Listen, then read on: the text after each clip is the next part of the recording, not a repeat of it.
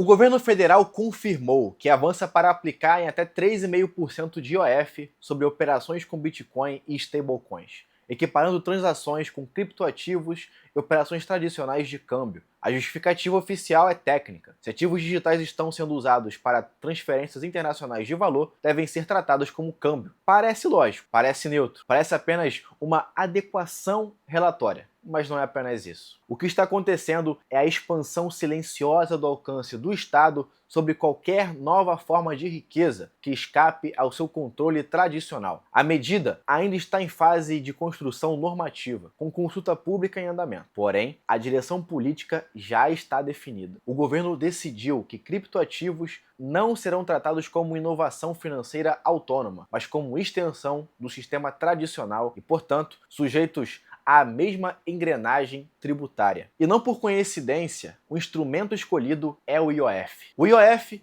é um dos impostos mais flexíveis do sistema brasileiro. Pode ser alterado por decreto, pode variar rapidamente, pode subir ou descer conforme necessidade fiscal ou conveniência política. Ao enquadrar cripto como câmbio, o governo não apenas cria tributação, cria margem permanente de ajuste. Na prática, isso significa que qualquer movimentação relevante com stablecoins, usada muitas vezes como proteção cambial ou para transferências internacionais, poderá carregar um custo imediato. E não estamos falando de imposto sobre lucro, estamos falando de imposto sobre movimentação, um pedágio estatal sobre o simples ato de transferir valor. O discurso oficial fala em regulação, rastreabilidade, combate à fraude. Segundo especialistas em regulação financeira, é natural que o controle aumente quando ativos digitais passam a desempenhar funções semelhantes às do sistema bancário. O argumento institucional é coerente, mas a pergunta real não é essa. O que pesa mais nessa decisão? Estabilidade regulatória ou necessidade de arrecadação?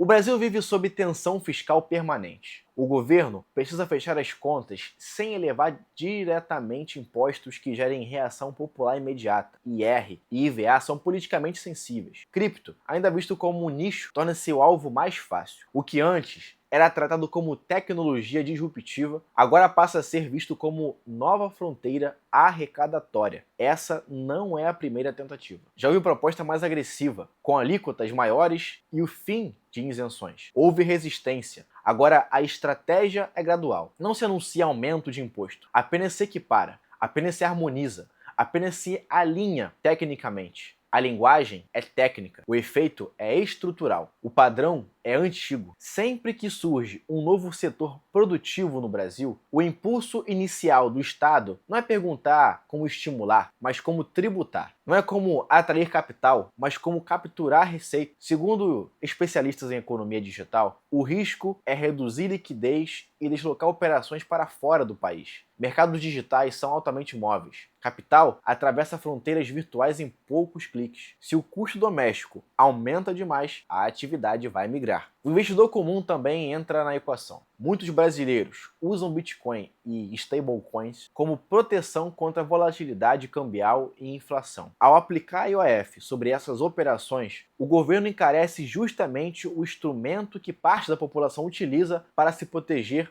da própria instabilidade econômica do país. A narrativa oficial afirma que a medida não é arrecadatória, mas regulatória. Porém, a história fiscal brasileira mostra que tributos extrafiscais raramente permanecem apenas como instrumento temporários. O IOF deveria ser calibrador de política monetária e tornou-se fonte regular de receita. O debate não é se cripto deve ser regulado. Deve. Qualquer sistema financeiro complexo exige regras claras. O debate é qual filosofia regulatória está sendo adotada. Uma que equilibra inovação, competitividade e segurança? Ou uma que amplia o perímetro de controle fiscal sempre que surge um novo fluxo de valor? Politicamente, a mensagem é cristalina. Nenhuma inovação financeira escapará da lógica tributária tradicional. O Estado não pretende reformular seu modelo fiscal no século XXI. Pretende encaixar o século XXI dentro da estrutura do século XX. Segundo especialistas em políticas econômicas,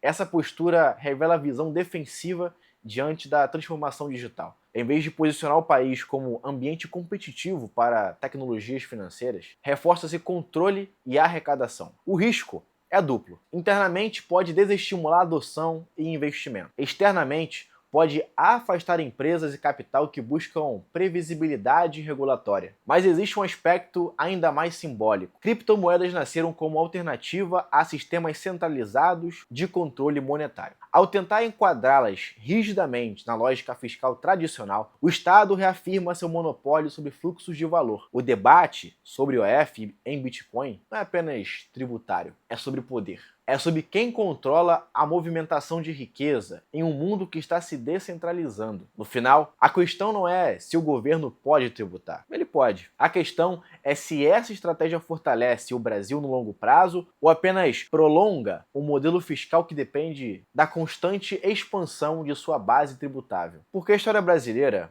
é clara. Quando o Estado encontra uma nova fonte de receita, ela raramente deixa de ser explorada. E agora, oficialmente, o mercado de criptoativos entrou nessa lógica. Qual que é a sua opinião sobre aplicar 3,5% de IOF em criptoativos e stablecoins? Comenta aqui embaixo a sua opinião. E se você não é inscrito nesse canal, lhe convido a se inscrever nesse canal, que aqui falamos de economia, das notícias que têm acontecido de economia de forma simples e direta. Te espero no próximo vídeo.